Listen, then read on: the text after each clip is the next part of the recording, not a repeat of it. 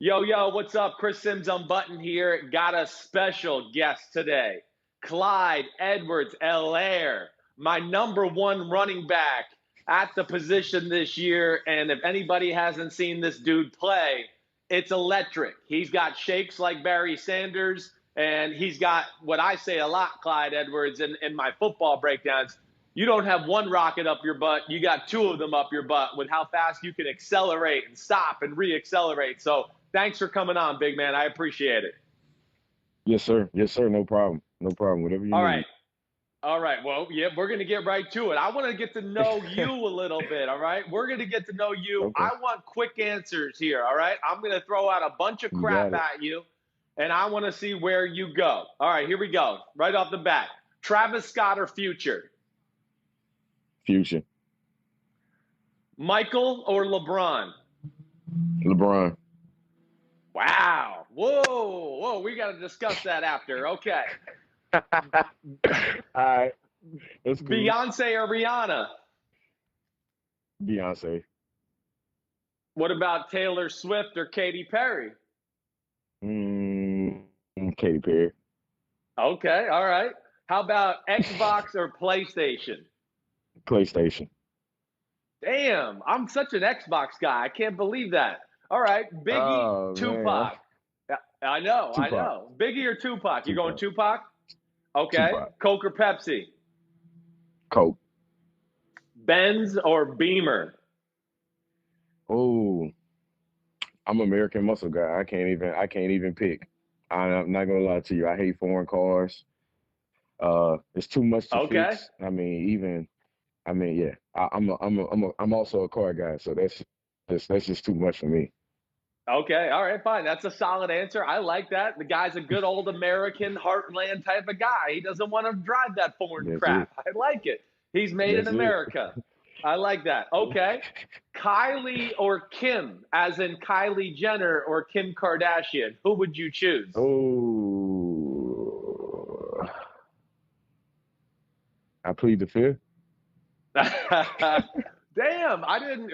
We got a shy guy at LSU. I'm shocked by that. Shy? Man, I'm not saying you got to marry them or you want, but who would you rather hang with out of the two? if I had to hang with somebody, it probably would be Kylie. I mean, I don't Okay, know. Kim just seems a I'm with little you. weird. Yeah, yeah. I'm with you. I'm on Team Kylie. I'm all there. I'm with you. All right, favorite Avengers character? Probably Ant-Man. And okay, very fitting for the smaller running back. I see you. All right, and last one. I mean, it is quarantine time. If you got to be stuck in the house with anybody, like anybody through history, dead or alive, who you choosing to hang with for the day to be stuck in the house with? Probably Barack Obama. Wow, good answer. I like you. Yeah, Guy just went up yeah. 10 spots on my draft ranking right there. Good answer. My man. All right, man. Yes, So, sir. get into this first off. Just it's a weird year, of course, because of what's going on in the world. But so far, what's the experience been like for you? It's been very different from what I was told, the things that I would be doing. Um, and I'm just finding ways to work out and finding ways to ultimately, cope with just being in quarantine. So for the most part, I mean, I go to my girlfriend's garage. I mean, I have my heater in there, have a bike, have a bench. I mean, anything as far as weights that I need, everything was ordered. I put in her garage and I work out in the garage. So that's my workout spot. Um, every now and again, I live not too far away from Coach Moffitt, so I'm able to if I have to, I can go right around at a Coach Moffitt house. I can work out at his home, and then Right. not too far from the levee. Anything distance running, I can hit the top of the levee, and then anything resistance, anything that I need to do uphill or downhill, I'm right here by the levee. So it's everything for me. I'm probably 2 miles in the span of my home. I haven't been far at all, but it's just weird. Everything I about it hear is you. just weird. And then just to know that, you know, possibly in 2 to 3 days, I'll know exactly where uh, I'll be going, and the whole draft process will be done and over. So it's just different.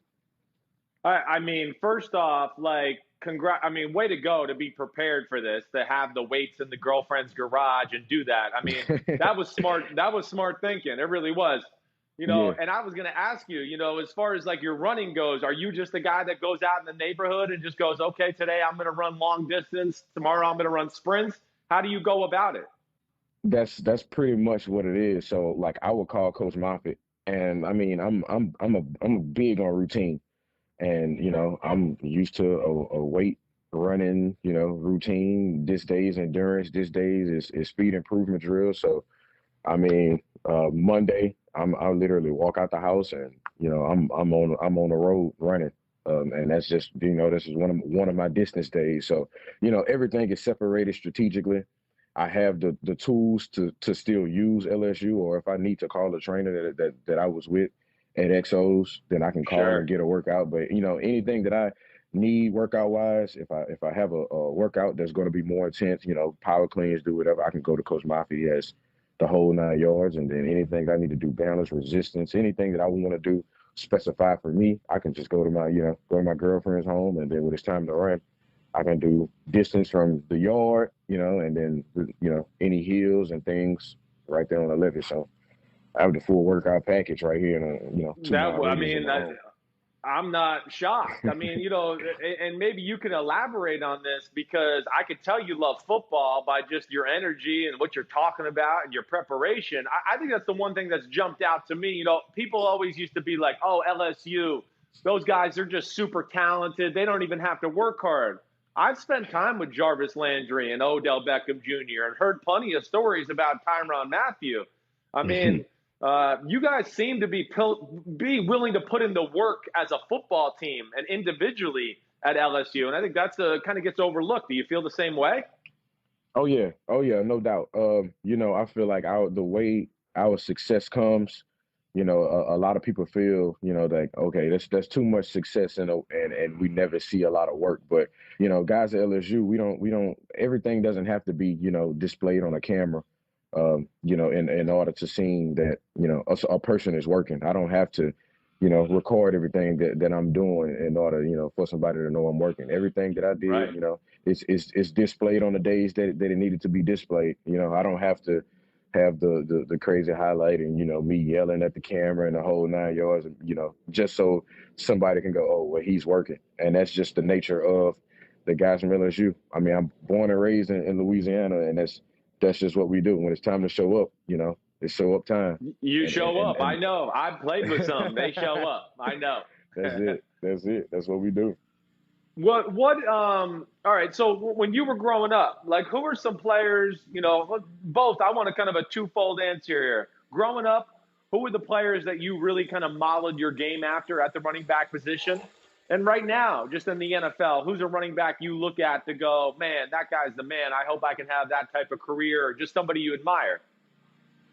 So early on when I was playing park ball, my coach, he bought me a Barry Sanders tape. He actually bought me two tapes. He bought me a Barry Sanders tape, and he bought me a Walter Payton tape. And I watched the Walter Payton tape, and what I admired about Walter Payton was just his tenacity about just finishing runs and doing everything that he needed to do in order to finish the things that he was finishing, which was runs, scoring, the whole 9 yards, blocking. Right. But the tape that I gravitated to was just Barry Sanders. That's a tape that I actually broke, rewinding it, fast forward, and it broke the VCR, broke the actual tape that I watched it that much. And the tape is still at my house, and that was who I wanted to model my game after. My dad and I was laughing about something the other day. He was like, "Man, I remember this highlight you used to watch back and forth, and at park ball." He was like, "Nobody was even around me." And I up and did this move that he saw me watching on tape the entire time because I wanted to be Barry Sanders that bad. And a guy most recently that I feel that I model my game after, just most recently retired, I'll say Darren Sproles. Yeah, And I get being that. able to I talk. played against Darren Sproles. Yeah, I hear you. I know. I got you. and being able to talk to him and have his number, text him whenever I needed to. We talked a lot at the combine, so being able to you know uh, whatever I need from Darren in order to help me along this path going into the draft, he's been very helpful, and not only Darren, but Marshall and Kevin Falk have also been the plus side of this. So ultimately, I've had nothing but guys that I feel like I can relate to as far as my game and mentally the things that I have going on. I mean, I hit the nail on the head with all the guys that I ultimately ran into or wanted to admire. Well, I can see why. I mean, first off, I mean, you're a good dude. You're good people. I can see that right now, right away. So I would think that people want to reach out and help you a little bit. And you're smart, and you're taking some numbers down of some people who can give you some good advice. So congrats on that. Yes, sir. Really, that's good research by you. You know, the funny thing I was going to do when we were doing our little, fun session to start, I was actually going to ask you Barry Sanders or Walter Payton. I really was. You got a little bit of both of That's their crazy. style of play in your game, like you do. Yes, sir. I obviously know that you'd probably pick Barry Sanders there. You mentioned like practicing or doing Barry Sanders moves and watching the tape. I'm always like intrigued by that, especially with a guy like you, because you do have that type of quickness. Do you still practice those type of moves? I mean, did you always practice them growing up? Would you just go to the field? Do you go to the field now and put out cones? I mean, how do you keep that quickness and your ability to change direction on a dime always at tip-top level? So the way that I would try to do things throughout the season was, I would try them in practice, and if it worked against, Patrick Queen, Jacob Phillips, Caleb Von Chason, Rashard Lawrence, I mean, Grant Delpit, Christian Folk, if it worked against those guys, I mean, I felt like Yeah. it'll work against anybody. We had the number one defense in the country, and that's what they came around. And if I can do something, a move that I feel like I need to work on, or something that I wanted to try, and if I at practice with these guys who are most definitely first round draft picks and Right. just top tier players. If I can do it at practice, and no doubt I can do it in the game. And like all our games were like practice. That's the thing. Um, Coach Ho, everything was full speed. Everything that we did was full speed. So when we were working on things and trying to figure things out, we worked at full speed. So in the game, man, it just felt like we were walking. And that Yeah. was the crazy part. I just felt like the whole team was just faster than everybody that we played, and that's how ultimately how everything came apart. But as far as me being able to work on moves and do all that, I mean, at practice, and then look at it, study it, and then one day try to pull it out. And if it works, it works. Yeah, well, most times you pulled it out from what I saw. I'll tell you that much. All right. Yes, sir. Next thing. All right. No disrespect here. Love your name. All right. Love your name. Hmm. It's a mouthful. Do we got a Yeah, nickname? Do I got something I can latch on to once you're a star in the NFL? man. So my Twitter name was Clydro. I got that. I mean, my homeboy started calling me Dro in high school. That name just stuck. But one that my mom gave me was Mighty Mouse. Mighty Mouse. I have Mighty Mouse, and then Lindsey Scott used to call me a muscle gerbil or muscle hamster, and then Yeah. that one kind of stuck. That one kind of stuck on the team too. So uh, either of those two, you can have at it or whatever you want. As long as I'm cool with it, you good. You can just run it by me, send me a text, whatever you want to call me. As long All as right, I'm I do cool with it, like that Clydro. I do like that Clydro a lot. I don't know. I like to smoke the hydro every now and then. So I know it's probably gonna. yeah. Yeah. So I like that aspect of it, and I like Mighty Mouse too. I mean, I can certainly see Mom calling you something like that. Certainly. Yeah, Um, yeah, no doubt. well, okay. A few things here. First off, I want to know just about college football. Who's the best player you played against in your years at LSU? I mean, the SEC so talented, but if you had to pick one guy, who would be the one guy that jumps out to you? You go, man, he's the best player I saw in my career. I'd probably say Derrick Brown. Yeah. Yeah. And just like talk about him, just like what he was like in person. Man, it's, a guy who you see, you lining up and he's in his 3 tech and you lining up and then, you can see his face and it's like, okay, I'm gonna make a play.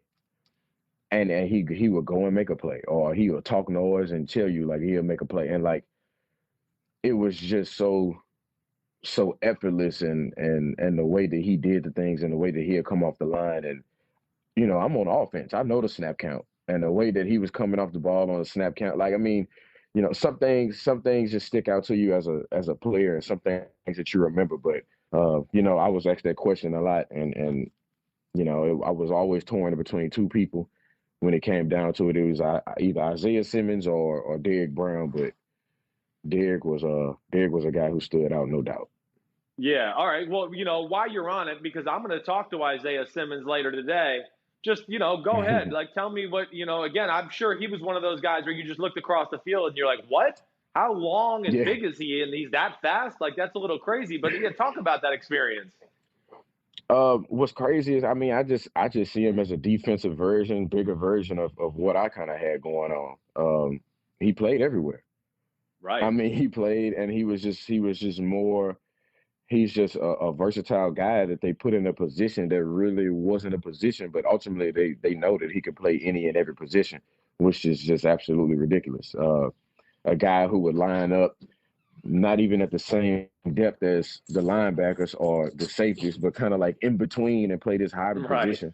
And you're making tackles in the backfield. That's just something that's not normal. So in between those two guys, they would have been 1A, 1B for me. But Isaiah's up there for me as far as a defensive guy that I've seen in my career. Okay, now I'm going to put you on the spot one more time. I'm going to get you in trouble with some of your teammates. Who's the freakiest athlete that you saw at your time at LSU? Because, I mean, you guys got freaks all over the field, like you said. Who? Okay. All right. Who is that one guy you think in your time at LSU that jumps out there? Entire time I was there? Yeah, entire time. Yeah, it doesn't even have to be this year. It could be any, freshman year, whatever it may be. Yeah, you better be careful with this one. I'll say if not defensive side of the ball, if I can't say Devin, I'll probably say Derek Stingley. Right. Okay. I mean Devin White from last year, and then who'd you say this year? I missed you there. Derek Stingley. Yeah. Okay. So yeah, I mean it's just unbelievable. Yeah. Yeah. I mean, even when he early enrolled. And he was out there with us for spring practice. Right.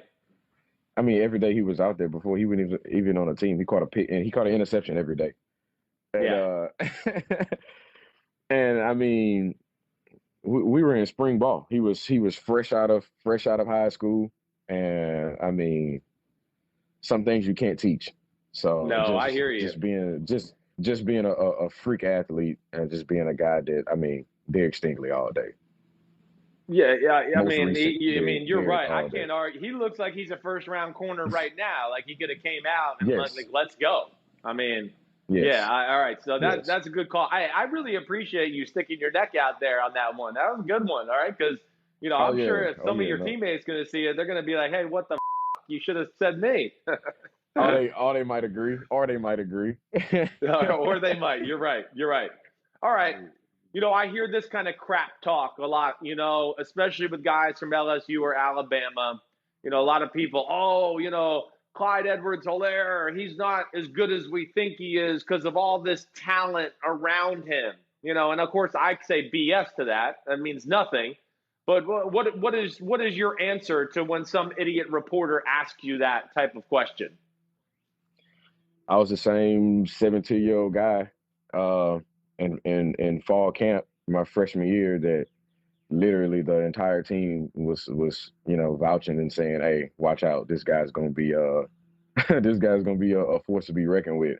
When I had Arden Key and everybody else is like, man, this is gonna be absolutely ridiculous when they let you, get your time and get your reins, and you're the starter. You're going, it's just something that, you know, I've always had to talk as far as everybody just saying, oh, he's not going to do this, he's not going to do that. I was, 6 years old going to my junior league team, and they're like, oh, well, you're not going to be as fast as everybody else, so you're just not going to be able to run sweeps and just outrun everybody. And all I do is answer I ring the bell every All time. you did was run sweeps and And, outrun everybody, probably.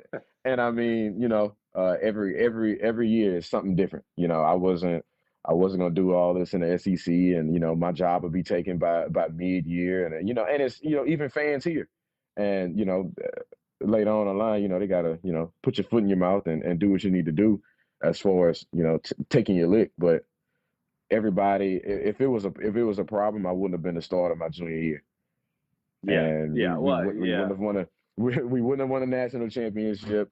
And just like every other person, the role that I played on this team was something that I feel like can't be matched, or will never be matched. I mean, look at what I did in the SEC. I don't think too many guys, did that in No, in their reign in the SEC. And even when I did get the opportunity to spin the ball last year, uh, the number two rushing defense in the country, Clyde goes for 136 his sophomore year, and that wasn't right. just by coincidence. That's just what I do. So, I mean, Yeah, so you're take it with a saying grain. haters are going to hate and they can keep doubting you, but you're going to keep proving them wrong. And I hear you there, man. I really That's do. it. I mean, you got it all to your game. All right, I got just a few more things here, and I'll let you go because I know you got other things to do in life other than talk to me. But I got to ask you about your quarterback, Joe Burrow. Right? Oh Just yeah, no doubt, no when, doubt. at what point did you go, oh man, this guy's got a chance to be special? He was pretty much just getting there, and we were doing football school, and offense, defense, 7-on-7, just normal. And Right. Devin started chirping at Joe just to really see what his reaction would be. And this was right before spring ball.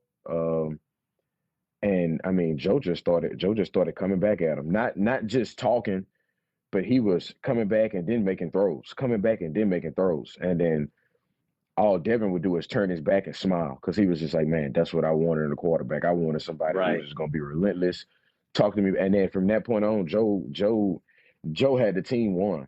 And that was, that's what a legend of Joe Burrow kind of started. Spring ball, and right before spring ball football school, and then Devin messing with Joe, trying to light a fire in him.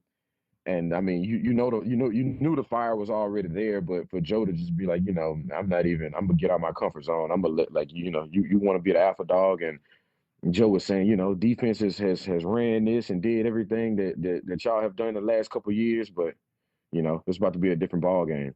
And from that point on, we took off. Yeah, that's an awesome story. Yeah, so Joe's got some edge about him, is what you're saying. Joe ain't afraid to. He's not going to back down from any fight or some shit talking, and I like that. Oh yeah, not at all, not at all. Joe would talk his shit, and before, I mean, we were head over heels for him. We were right behind him because we knew he'd do the same for us. And I saw that day one, and that's when he won me over. And I know, I mean, I lined up next to him almost every 90% of the snaps, so I know he had my back, and I know he had mine, Yeah. All right. All and right. I had So his. Yeah. yeah, I know you did. Now here we are. 3 days away, like you mentioned earlier. Life changing moment, right? You got, and you don't have to tell me, and don't tell me. I don't want you to get in trouble. But do you think you got a good feel for the 3, 4, 5 teams that you think might draft you right now, or are you just totally clueless?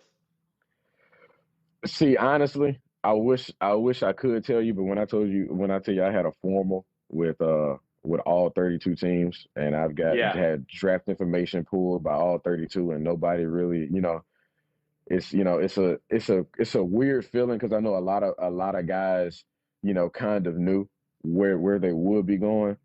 And Right. all these mock draft, every mock draft, they have me either going a different spot or a different team. So, um, try to not look at it, because I know who I've been talking to, and I know that I talked to all 32, which is just totally weird to me. Yeah. But so what you're saying though, you got no feel right now. You don't know what is going to happen or where you're going to go. You're just sitting back and enjoying the ride. Enjoying the ride. That's right now. That's all I can do. I mean, whoever drafts me, hopefully I can be like, okay, well, I kind of felt that they were going to draft me, but right now I really don't know. Yeah, I get it. Hey, listen, the team that drafted me, I never even talked to them. I had no idea they even liked me, and then they can. So that's the way it is sometimes. All right, now Yes, more sir. importantly, you're about to be rich. All right, you're about to have some cash in the bank. Come on, tell me some things you're gonna do to spoil yourself when you first get that first check or get a little money in the bank. So, I mean, initially, I've just been looking at land and some real estate. I mean, as Yeah. far as what I have going, like I'm a big outdoors guy. Me going spend whatever on a chain or whatever, like that's really not cool. Like I'll go buy a 4-wheeler before I go buy, some jewelry that or something Okay. outdoor, a side by side or just. But I mean, God is not making any more land, and ultimately I feel like I would shut down in Louisiana. So I would search around, save, put more than half of it up, and then find somewhere I can get a land for a bargain somewhere that I can ultimately call home, shut it down, fence it all up, put some hogs, some deer, some ponds, stock them, Right. Yeah. and I'd be in my own little world. So I mean, Hey, ultimately, I land. live on a I'm farm right gonna. here. I'm living on a farm, so I hear you. Yeah, yeah. Ultimately, I mean, that's what I'll probably buy first. I'll probably buy some land. Yeah, well, that's smart, man. I mean, you're wise beyond your years, man. Very mature. I mean, got great energy, man. And that's not even talking about football because football, Yes, sir. I think you're freaking awesome, man. And I think I you're, of appreciate course, it. my top running back. I think you're a guy that should go, somewhere in the first round, maybe the last 5, 7 picks somewhere in there. But we'll see. It doesn't matter. You'll prove them wrong, Exactly. even if you go in the Oh second yeah, round. always, always. I appreciate your time, though, dude. I really do. Good luck. All right. Clyde Edwards-Helaire, a.k.a. Mighty Mouse, a.k.a. Clydro. He's a little messed up. He picked LeBron over Michael and PlayStation over Xbox. But other than that, we really like him. All right. You the man, dude. Good luck with Already. everything. Yes, sir. Yes, sir. I'll holler at you. Thank you for hitting me up. I'll holler at you later. All right, buddy. See you, man. Be good. All right. Hi, I'm Mike Tirico, and thanks for watching. Make sure to hit subscribe for the latest news and highlights from NBC Sports.